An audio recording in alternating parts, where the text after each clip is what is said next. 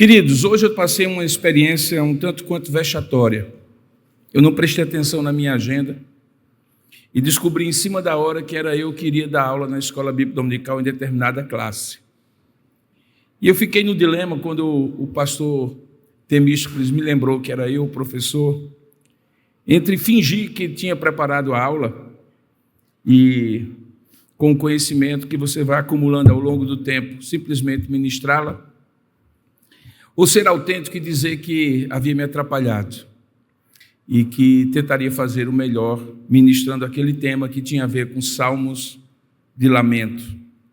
E eu resolvi optar pela segunda, e eu vi a carinha de decepção de alguns, porque não é coisa muito simples você saber que tem uma responsabilidade e, eventualmente, você não cumpri-la por alguma razão. Na verdade, havia passado completamente pela minha mente, eu não tinha prestado atenção na agenda de aulas da classe que Temístocles tinha passado para mim. Isso me fez refletir, durante um período bom da tarde, sobre aquilo que Deus já havia posto no meu coração para ministrar nessa noite para os irmãos, e que eu posso resumir em duas palavras, que às vezes nós confundimos e que precisam ser bem esclarecidas. Há limites na vida que nós não podemos suplantar, nós não podemos superar. Nós só temos determinados minutos de uma hora, determinadas horas de um dia. Por mais que a gente otimize, por mais que a gente tente fazer, chega um momento que o cansaço bate, chega um momento que os limites próprios do nosso corpo ou da nossa mente se estabelecem e nós não podemos, por mais que tentemos, superá-los. Há coisas que nós, por mais que desejamos, não conseguimos superar. Nós envelhecemos, não temos a mesma força física de então, a mesma agilidade mental, nós temos um dinheiro que nós conseguimos com muito esforço auferir cada mês e temos que viver dentro do limite desse dinheiro. Portanto, a vida está cheia de limites, limites que nos são impostos. Mas há coisas que nós adotamos como limitações, e limites são diferentes de limitações. É quando, por algum processo mental, a gente resolve ficar dentro de uma caixinha de limitações que nos dizem não, apesar de sermos capazes de dizer sim. Que nos dizem não, mas que nós podemos, sem dúvida alguma, tentar, superar, vencer. Certamente você já passou por situações em que limites se estabeleceram para você como uma porta fechada e disseram assim, daqui você não passa, e de fato você não tinha como passar. Mas certamente você se lembra também de situações em que você se impôs limitações. Em determinada época da vida, me recordo que quando eu estava terminando uma outra formação, além da formação pastoral, eu estava começando a igreja que eu plantei aqui nessa cidade na década de 90, hoje chamada Igreja Presbiteriana Memorial, e naquela época era chamada Igreja Presbiteriana de Manaíra. Nós éramos recém-casados, eu e Séfora. Micael tinha nascido, Séfora estava grávida de Manuela, e eu estava fazendo aquela segunda formação, e em determinado momento eu comecei a trancar créditos na Universidade Federal. Depois eu comecei a trancar semestres inteiros, até que chegou um ponto que eu não tinha mais como trancar nada e acabei sendo jubilado naquela formação, que era a formação em Direito. E quando eu fiz aquela formação, e quando eu tomei aquela decisão, não tenho condição, a igreja crescendo muito, muitas responsabilidades, eu fiquei o restante da vida pensando que eu tinha encontrado o meu limite, que eu não poderia ultrapassar. Tempos passaram, nós começamos essa igreja há 25 anos, e nessa igreja o trabalho não foi nunca menor do que naquela igreja, e apesar disso, pela graça de Deus, eu superei limitações que naquela época, pela falta de experiência ou de maturidade, me foram impostas. E aí fiz não somente a minha segunda graduação, mas um mestrado, 2 doutorados, e Deus me deu graça para conviver com uma vida acadêmica ao lado da vida pastoral. Era porque naquela época parecia ser um limite, mas era só uma limitação, a limitação da inexperiência. Porque você que já tem um pouco mais de experiência deve saber que certas coisas que a gente não consegue fazer quando é mais jovem, porque acha que não dá conta, quando a gente tem um pouco mais de experiência, a gente consegue atingir aquele objetivo. É justamente para falar sobre limites e limitações que eu lhe convido, então, a abrir a palavra de Deus para nós vermos a experiência de um dos maiores homens de Deus da história, como foi que ele lidou com limites e com limitações, e aprender com ele aquilo que nós certamente precisamos praticar para que possamos reconhecer limites. Eles existem, mas não nos submetamos a limitações que nós nos impomos. Abra sua Bíblia, por gentileza, na segunda carta que Paulo escreve aos Coríntios, capítulo 12, a partir do verso 7, nós vamos falar sobre limites e limitações. 2 Coríntios, capítulo 12, verso 7 ao verso 10. Nessa pequena parte que Paulo escreve, ele diz assim: e para que eu não me ensoberbesse, ou ensoberbesse, e para que não me ensoberbesse com a grandeza das revelações. Como tem um limite aqui, eu vou dizer assim: para que eu não fique soberbo. Coisa boa é que quando está gravando também pode editar depois, viu, gente? Por favor. Vamos de novo. E para que eu não ficasse soberbo com a grandeza das revelações, foi-me posto um espinho na carne, mensageiro de Satanás, para me esbofetear, a fim de que eu não me exalte. Por causa disto, 3 vezes pedi ao Senhor que eu o afastasse de mim. Então ele me disse: a minha graça te basta, porque o poder se aperfeiçoa na fraqueza. De boa vontade, pois, mais me gloriarei nas fraquezas, para que sobre mim repouse o poder de Cristo. Pelo que sinto prazer nas fraquezas, nas injúrias, nas necessidades, nas perseguições e nas angústias, por amor de Cristo. Porque quando sou fraco, então é que sou forte. Que Deus abençoe a sua palavra. Amém. Vamos orar juntos? Ó Deus amado e querido Pai, em nome do Senhor Jesus, nós rogamos a Tua graça e a Tua misericórdia sobre nós, na medida em que vamos meditar na Tua palavra, reconhecendo os nossos limites, de não compreendê-la com a nossa mente humana, se não for pela graça do Senhor que nos ilumine. Não queremos, porém, impor a nós mesmos limitações, quando nos distrairmos no meio da exposição, ou quando a nossa mente nos levar a lugares ou a situações onde nós não deveríamos ir, nem mesmo no nosso pensamento. Queremos, portanto, reconhecer que estamos limitados na nossa capacidade, mas sabemos e reconhecemos que o Senhor que inspirou esta palavra haverá de superar as nossas todas limitações e nos dar, ó Deus, a clareza do texto, aquilo que o Senhor fala conosco na medida em que lemos essa palavra que o Senhor reservou para nós. Portanto, abre o nosso entendimento, ó Pai, dilata a nossa capacidade espiritual de discernir o que significava para Paulo essas palavras e que pelo Teu Espírito são aplicadas a nós nesta noite. Nós oramos assim, agradecidos, em nome e para a glória de Jesus.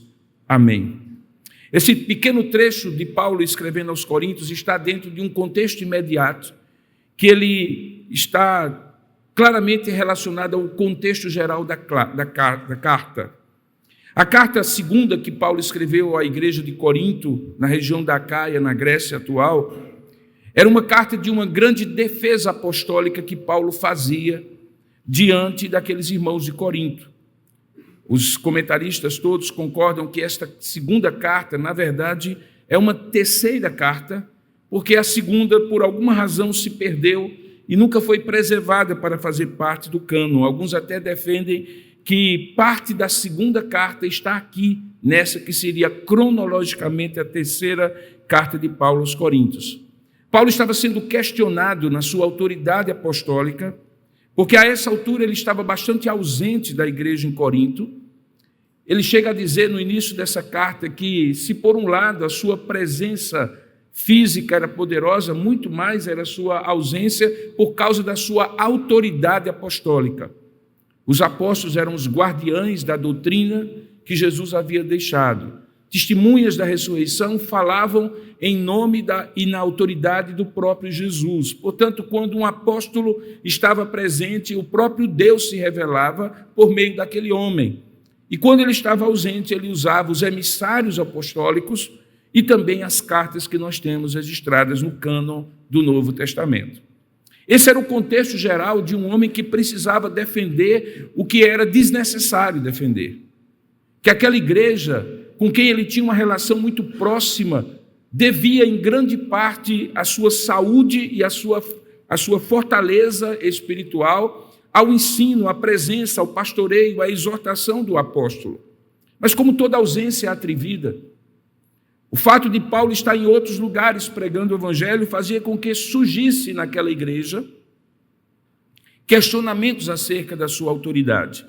Então ele dedica praticamente toda a carta fazendo uma defesa muito doída para alguém fazer, alguém que faz a obra de Deus. Porque se por um lado ele tinha que mostrar a sua autoridade, ele, por outro lado, tinha que apontar para Cristo, que era a fonte da sua autoridade. Portanto, não podia ser uma autodefesa. Sim, deveria ser verdadeiro e dizer tudo o que significava para aqueles coríntios ter a sua presença e o seu pastoreio, mas não poderia exaltar a si mesmo, mas exaltar a Cristo. E é nesse dilema que ele chega no capítulo 12, que eu acredito que é o ápice dessa carta, quando ele, para demonstrar a sua autoridade, revela pela primeira vez a uma igreja do Novo Testamento uma experiência única. E eu diria não somente única, mas uma experiência muito peculiar do apóstolo. Ele começa a contar, no versículo 1, você vai acompanhando, que se fosse necessário que ele se gloriasse, que ele se elogiasse, ainda que isso não viesse a convir, ele passaria a contar, veja aí em 2 Coríntios 12, 1, as visões e revelações que ele havia tido no Senhor.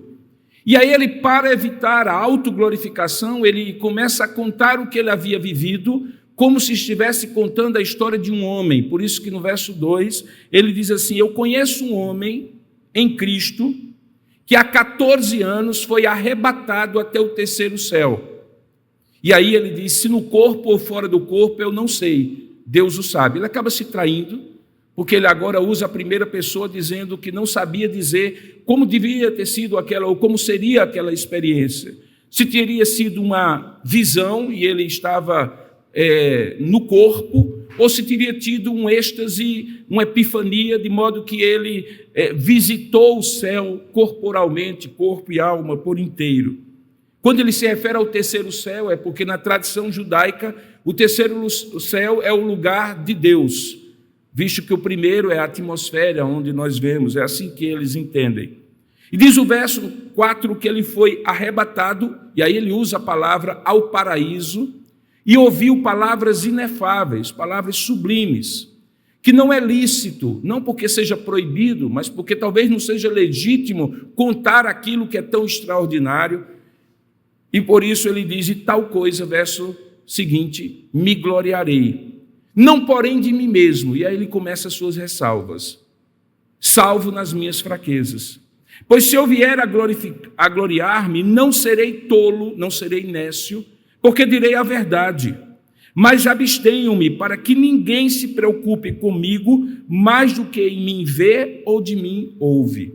É baseado então nessa experiência cheia de nuances, em que ele tinha motivos para se gloriar, porque isso era extraordinário, mas preferia não se gloriar para que não ensubebecesse o seu coração, que ele então diz aquilo que nós acabamos de ler. Que no mesmo instante que isso aconteceu, ou diria melhor, na mesma direção de trazê-lo à humildade, ainda que o conhecimento da revelação tivesse sido sublime, ele então conta que, com essa grandeza das revelações, ele também passou por uma experiência lá do vale e não do ápice. É que foi posto nele um espinho na carne, o famoso espinho na carne do apóstolo Paulo. E que ele identifica, é um mensageiro de Satanás. Ele até usa uma palavra estranha, ele diz que é um ângelos, um mensageiro. A palavra mensageiro é a transliteração da palavra ângelo, portanto, ele está dizendo que o inimigo mandou esse espinho na carne, que ele considera como mensageiro de Satanás, e o propósito disso era para esbofeteá-lo, dar-lhe tapas na cara, a fim de que ele não se exaltasse. Aqui nós temos, então, uma situação sui generis. Deus dá uma visão gloriosa a Paulo, que ele relembra e diz, eu não vou nem contar, porque foram coisas tão inefáveis, tão extraordinárias, tão maravilhosas, que não convém ao homem contar. Mas, por outro lado, para que eu não fique soberbo, eu vejo que com a grandeza dessas revelações havia esse risco, e então me é posto um espinho na carne, um mensageiro de Satanás, para me esbofetear, para que eu não me exalte. Paulo, então, identificava claramente que havia um teto que ele não poderia ultrapassar, um limite que estava posto, ninguém sabe exatamente o que é esse espinho na carne. Alguns dizem que era, inclusive, um problema nos olhos, razão porque as cartas mais tardias de Paulo, ele se utiliza de uma espécie de escrevente, um amanuense, a quem ele ditava o que Deus havia revelado para ele, e esse amanuense, a nome de 3 ou 4 escreventes, escreviam literalmente, porque provavelmente a sua vista já estava estragada àquela altura. Alguns entendem que aquilo que Paulo estava sofrendo e que ele chamava de espinho na carne era justamente uma limitação física. Se da idade, nós não sabemos. Se de alguma situação de doença pré-existente, não sabemos, mas claramente o limitava, ele já não podia fazer tudo o que anteriormente ele fazia. Todos nós sabemos o que uma deficiência visual provoca, e certamente não era diferente em Paulo, porque ele era homem como nós. E diz o texto que diante desse limite, Paulo toma algumas atitudes que eu acredito que são as mesmas atitudes que nós devemos tomar quando reconhecemos limites, coisas que nós gostaríamos de superar, mas por alguma razão nós não conseguimos, e que essas atitudes nos ajudam a entender se essas coisas são limites ou se são limitações autoimpostas. Porque a maneira de você agir contra os limites e de você agir contra as limitações autoimpostas são diferentes. Mas é preciso primeiro você discernir o que é limite próprio da vida e o que é algo que você está se limitando por alguma razão, por algum processo aí na sua mente e no seu coração. A primeira atitude que Paulo percebe aqui é quando ele identifica a essência e o propósito daquela limitação. Veja que ele identifica que era um espinho na carne, no seu corpo, que aquela origem era, obviamente, do inimigo, ele chama de mensageiro de Satanás, mas a razão, apesar de ser de essência ruim, porque vinha do inimigo, e o inimigo vem sempre para matar, roubar e destruir, no entanto, havia um propósito que ele havia significado na sua cabeça e compreendido. Era que aquilo que é ruim não necessariamente é ruim, que aquilo que é desagradável necessariamente não é ruim, que aquilo que não é simples de compreender e aceitar não é necessariamente um mal em si. Porque diz o texto que aquilo foi usado por Deus, apesar de vir da origem do inimigo, para esbofetear, mostrar o limite a Paulo, a fim de que ele não se exaltasse entre ver muito bem e se tornar um apóstolo soberbo, ou ter uma limitação física e permanecer humilde. Paulo dizia assim, a essência é de limite, porque eu não posso superar a minha falta de visão, mas isso não vai se tornar numa limitação, porque eu vou compreender o sentido e o objetivo disso, é para que eu não me exalte. E não me exaltar é mais importante do que ter uma vista boa. Então, a primeira atitude é pedir a Deus que dê esse nível de discernimento, que não é humano, que não é racional. Eu tenho que reconhecer diante de você que não é tão simples, que nas lutas em que você passa, como essas e outras, você saiba dizer claramente, passar o corte e dizer aqui é do inimigo e aqui é de Deus. As coisas às vezes se misturam na cabeça da gente. Às vezes não é tão simples você dizer foi Deus que fez ou foi o inimigo que fez. Por isso que nós, segundo a nossa doutrina e teologia, preferimos acreditar que nada acontece conosco sem que Deus tenha um propósito, ainda que esse propósito seja permissivo, que Ele permita o inimigo nos atingir, mas sempre com o seu controle soberano sobre todas as coisas. Isso nos dá conforto, porque mesmo sabendo que meios humanos espirituais malignos possam ser usados contra nós, o propósito disso se redundará, porque todas as coisas cooperam para o bem daqueles que amam a Deus e que são chamados segundo o seu propósito. Dá consolo saber que nós não somos cachorros sem dono, somos ovelhas de um pastor. Porque cachorro sem dono, perdido no meio de uma mudança, deve ter uma angústia existencial, se cachorros têm angústia, de não saber quem, afinal de contas, cuidará deles no novo lugar, já que eles são desarraigados completamente do seu lugar de origem. Mas não somos cachorros sem dono, nós somos ovelhas que têm pastor. E Paulo ajuda-nos a entender que os limites nos ajudam a entender isso. Nós somos instruídos pela atitude de Paulo a entender que quando nos deparamos com os nossos limites, a primeira grande reflexão que precisamos fazer é discernir a origem e o propósito daqueles limites. Mas há uma segunda coisa que nós podemos fazer e que o apóstolo Paulo fez, está no verso 8. Por causa disso, eu 3 vezes pedi ao Senhor que o afastasse de mim. Porque reconhecer um limite não significa acomodar-se a ele.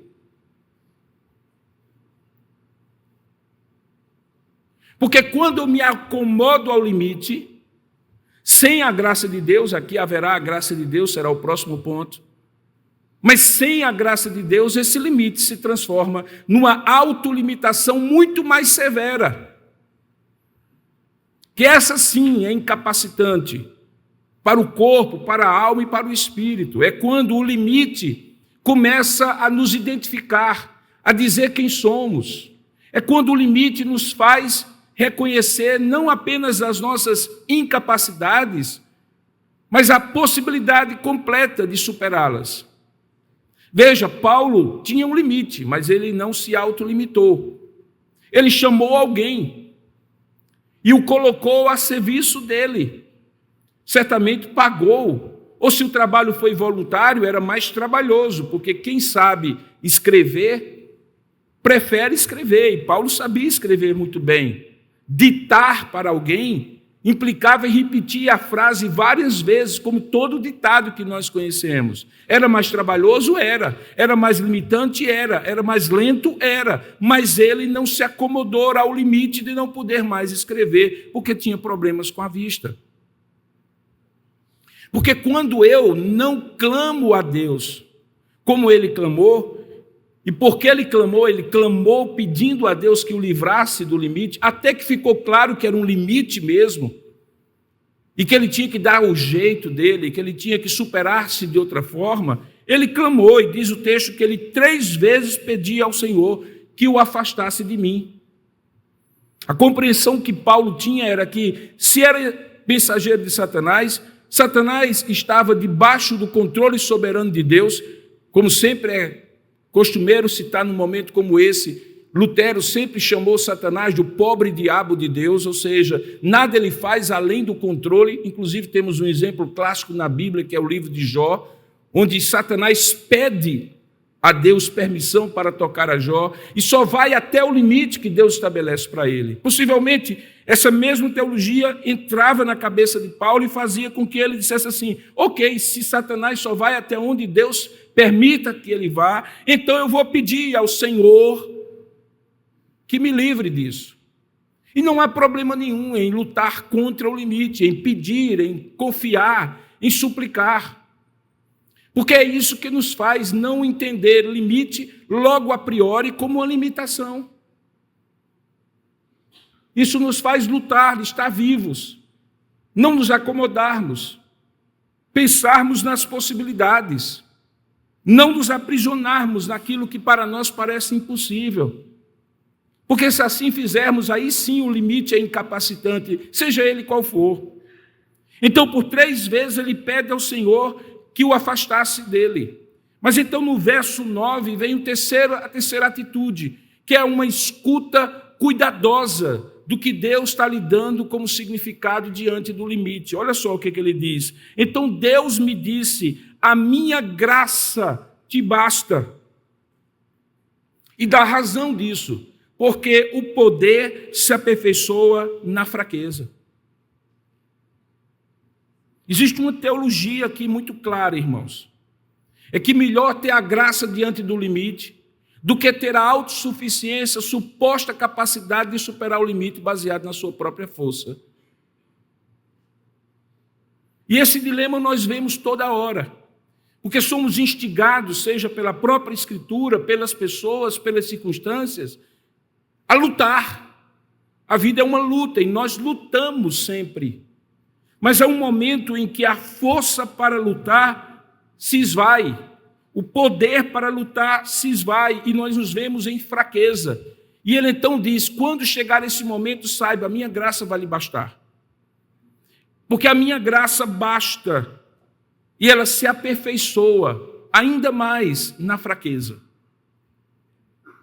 O que Paulo está dizendo aqui é que há um momento em que a graça de Deus nos ajuda a compreender a vitória sobre o limite. E a vitória sobre o limite e que nos permite não cair na autolimitação, é confiar na graça ilimitada de Deus, que vai se aperfeiçoando na medida em que nós confiamos mais nele, que vai nos dando sentido na circunstância que nós estivermos, na medida em que nós formos confiando mais nele.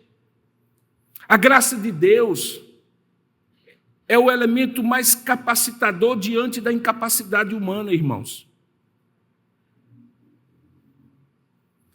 Diz o texto claramente que Paulo compreendeu isso, tanto compreendeu que ele termina essa perícope, essa parte do texto, dizendo assim, porque quando eu sou fraco, então é que eu sou forte. E o que parece uma contradição é um paradoxo. Você conhece a diferença. Contradição é quando A é verdadeiro e, consequentemente, B não pode ser verdadeiro. É uma incapacidade de conciliação, é uma contradição. Mas um paradoxo é quando, por mais fraco que você for, mais forte você se tornará. E ambas são verdades. E nesse paradoxo de poder e fraqueza, Paulo entende pela sua graça que quanto mais ele fosse fraco e não lutasse contra um limite que não era transponível, mais graça e força de Deus ele teria para lutar com poder, para vencer uma tendência à autolimitação que aquele limite impunha. E ele descobre esse segredo, tanto descobre que ele vai então para uma quarta atitude. Quando ele, ainda no verso 9, diz assim, de boa vontade, pois, ou seja, com tranquilidade, de boa, como diriam os jovens, de boa, então, eu quero dizer, eu vou me gloriar nas fraquezas. Gloriar aqui é no sentido de regozijar. Eu vou ter prazer. Não é somente conformar, é fazer o quê, né? Não, não é isso. É dizer assim, sabe, tem uma coisa boa aqui. Tem uma coisa boa nas fraquezas. E ele diz que a coisa boa nas fraquezas é para que ele possa ver repousar sobre ele o poder de Cristo. A palavra repousar aqui é literalmente pousar mesmo e ficar. É permanecer. Paulo tinha experiências do poder de Deus que se aperfeiçoava em fraquezas pontuais, quando elas apareciam. E essa experiência estava lhe dando a oportunidade de ver isso continuamente. Continuamente repousava sobre ele a graça, na medida em que continuamente ele via os limites que a vida havia lhe imposto.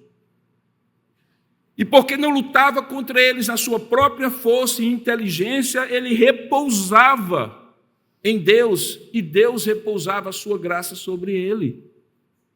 Isso fazia com que ele, no verso 10, dissesse, aí eu tenho prazer nas minhas fraquezas, nas injúrias, ele estava se referindo nas acusações que os coríntios faziam contra ele, nas necessidades que eu tenho, porque aquela igreja, em algum momento, havia repensado o sustento do apóstolo, nas perseguições que vinham em cima dele, e não apenas daqueles que eram falsos irmãos, mas daqueles que os perseguiam, nas angústias que tudo isso trazia, e tudo isso por amor a Cristo, já que tudo aquilo que ele fazia e era por amor à vocação que Cristo havia lhe dado. Ele tinha encontrado, então, um prazer nessa verdade, que o poder se aperfeiçoa na fraqueza, que a graça de Deus lhe bastava, e que quando ele era fraco, então é que era forte. Mas se tem uma coisa que você não vê nesse texto, é Paulo com mimimi, autocomiseração, pena de si mesmo. Se tem uma coisa que Paulo não estava nesse texto expressando, também era uma acomodação. Ele não parou de trabalhar, ele não parou de fazer as coisas, ele não parou de superar os limites, no sentido das limitações que supostamente ele teria por conta dos limites. Não. Ele encarava os limites, mas não se acostumava, não se acomodava, não se baixava, não se submetia às limitações que esses limites colocavam para ele. E o segredo dele foi esse: ele encontrou na graça de Deus uma capacidade extraordinária, extra-humana de superação. A gente ouve falar muito de exemplos de superação, eles emocionam a gente. Existe sim uma capacidade humana de superar-se, mas há momentos em que não tem como superar. E às vezes as pessoas que conseguem até ir além não conseguem dar a glória devida a Deus, que foi quem lhes deu essa capacidade de superação, e apontam para si mesmos como se fossem a fonte dessa superação, criando aquela ideia de autossuficiência. Sua vontade é forte, tenha força de vontade, lute. Mas nós sabemos que existem coisas que, por mais que lutemos, por mais que tenhamos força, elas nos limitam. O que fazer diante delas? Paulo encontrou o caminho. Ele discerniu, mesmo assim ele clamou a Deus, e no clamor ele pediu o alívio. Ele recebeu a resposta de Deus e teve um ouvido atento para que Jesus havia dito para ele: a minha graça te basta. Ele compreendeu a explicação como essa graça bastava, porque o poder se aperfeiçoou na fraqueza, e ele então teve prazer e começou a usufruir dessa verdade libertadora. É que a vida é cheia de limites, que alcançam até mesmo homens como Paulo, alcançam você e a mim. Que nós não fazemos tudo o que queremos, que não conseguiremos tudo o que sonhamos, que passaremos aflições, no mundo tereis aflições, já advertia Jesus. Mas apesar disso, a graça de Deus se aperfeiçoa nesses limites, para que não caiamos em limitações autoimpostas. E eis aqui o segredo, irmãos, de discernir isso. Paulo havia entregue a sua vida a Jesus Cristo. E tudo começa ali. Tudo começa ali. Como eu falei na expressão cachorro sem dono, não há angústia maior para qualquer ser humano do que depender somente de si, do que contar com as suas próprias reservas, de fazer as suas contas baseadas apenas nos seus próprios recursos, sejam eles quais forem. Chega um momento em que a vida nos quebra, porque é assim que acontece, seja com o enfraquecimento da vida física, da vitalidade, da mente, dos problemas que enfrentamos, de coisas que acontecem assim, repentinamente, sem que tenhamos controle, e nessa hora ficamos quebrados, mas não ficamos destruídos, se contarmos com a graça de Deus, porque a Ele entregamos a nossa vida. Se contarmos com a graça de Deus, porque a Ele entregamos nossa vida, então nós entendemos que aqueles são limites, mas não são limitações. Que Deus se aperfeiçoa no seu poder sobre nós quando somos mais fracos.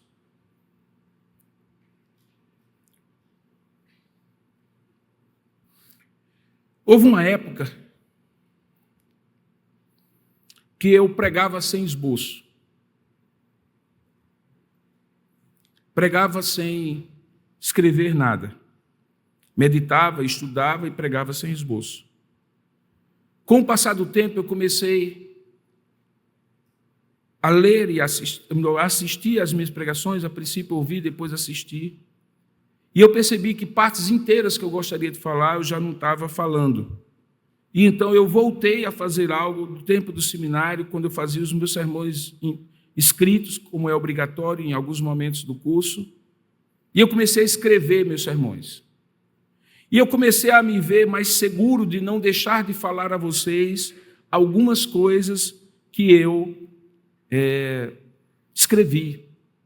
E de vez em quando lia, para que o texto chegasse até você na forma de mensagem.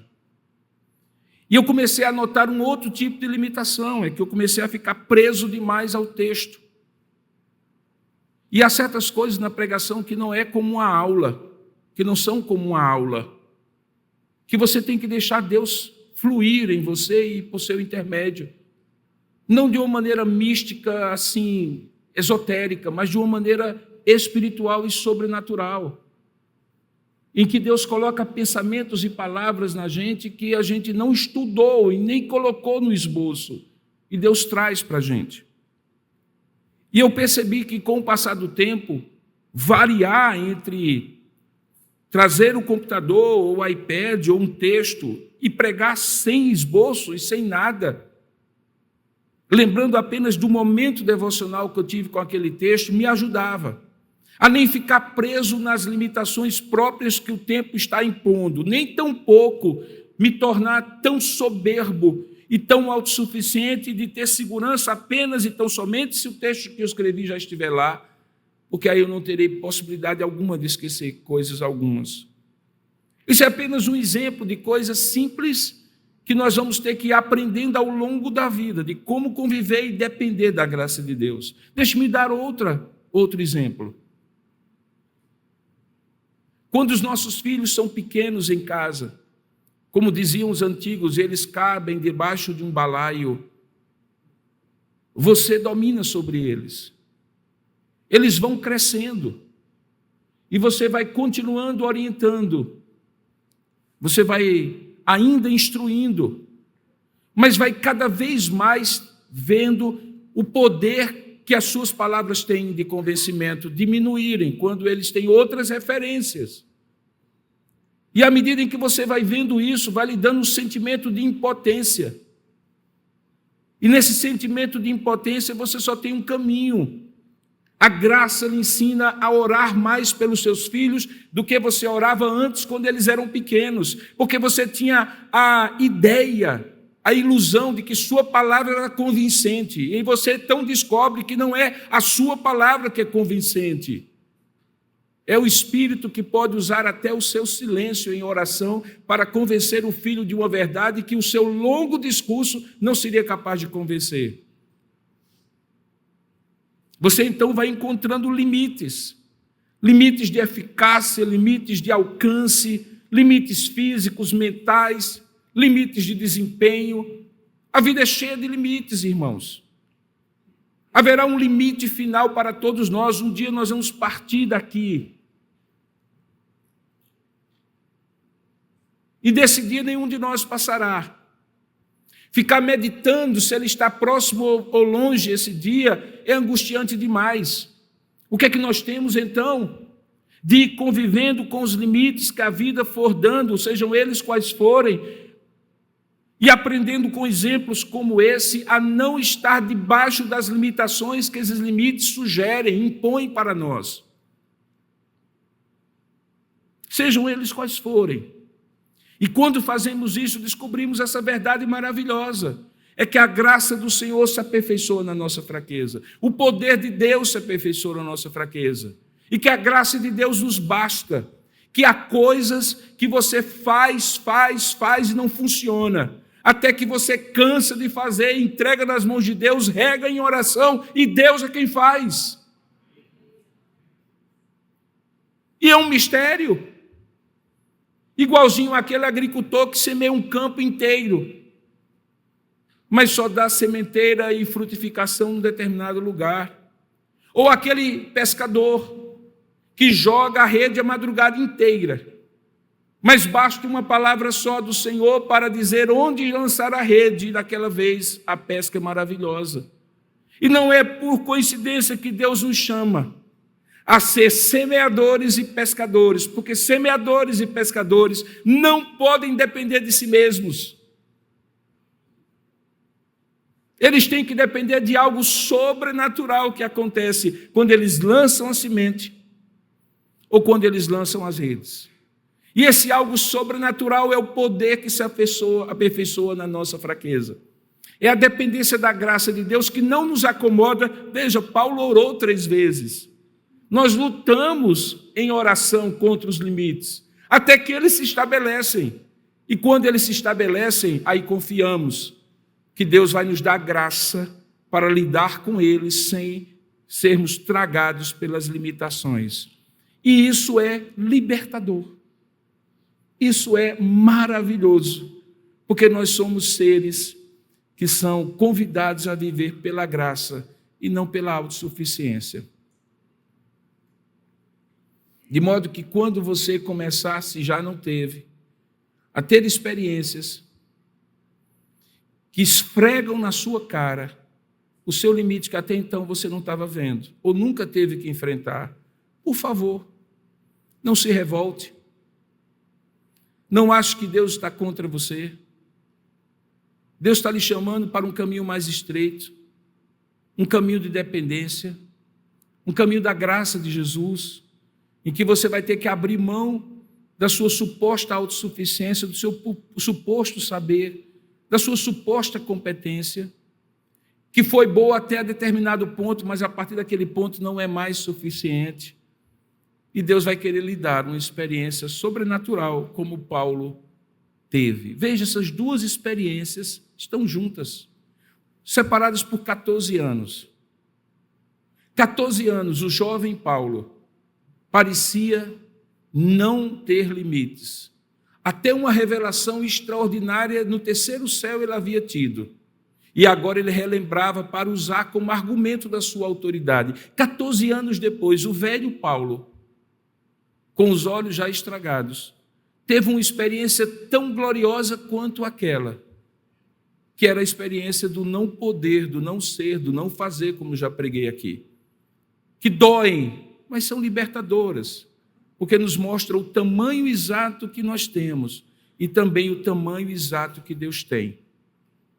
Ele é infinito, nós somos limitados. Isso pode provocar a angústia em quem não o conhece, mas em você que o conhece, isso deve provocar paz e serena tranquilidade. Você está nas mãos de Deus. Você não é um cachorro sem dono. Você é uma ovelha que tem pastor. Ele cuida de você. Que tal colocar agora esses limites diante dele? Você os conhece. Você os lembrou quando eu estava pregando, não lembrou? Certamente você lembrou. Que tal colocá-los agora? Seus medos, seus temores, sua sensação de impotência, seja ela de que natureza for, coloque isso diante de Deus. Diga, Senhor, eis aqui o meu limite, mas eu não quero receber isso como uma limitação. Eu quero superá-la, seja vendo o Senhor transformar isso, seja o Senhor me dando graça para lidar com isso. Seja qual for, eu estou nas tuas mãos. Vamos orar juntos?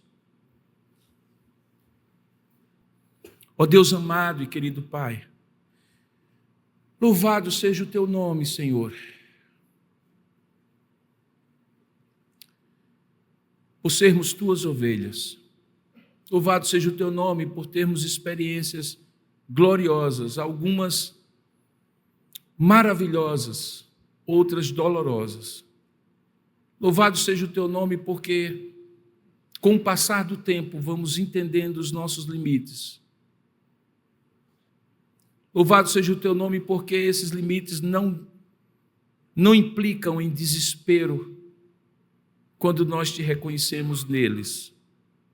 Eles podem até ser usados pelo nosso inimigo ou por inimigos humanos, mas nós louvamos o teu nome porque todas as coisas, nós compreendemos isso, até os nossos limites cooperam para o bem daqueles que te amam e que são chamados segundo o teu propósito. Queremos te pedir graça, Pai. Graça sobre graça. Queremos te pedir aperfeiçoamento do teu poder na nossa fraqueza. Seja ela qual for. Que ela não nos traga o ânimo, o desânimo. Que ela não nos traga a angústia. Que ela possa nos fazer dizer que sentimos prazer nela, nas injúrias, nas necessidades, nas perseguições, nas angústias, por amor a Ti. Queremos agradecer por Tua graça. Eu quero rogar agora pelos meus irmãos e irmãs, aqueles que estão aqui e aqueles que estão à distância. Visita-os nesse momento, na memória que eles trazem à mente das limitações dos últimos tempos, daquelas que mais doem, mais fazem sofrer, e que ao mesmo tempo têm a capacidade de nos humilhar diante de Ti e de nos fazer depender de Ti. Ajuda-nos, ó Pai. Ajuda-nos, Senhor. Que a Tua graça baste na nossa vida. É o que nós oramos em nome de Jesus. Amém.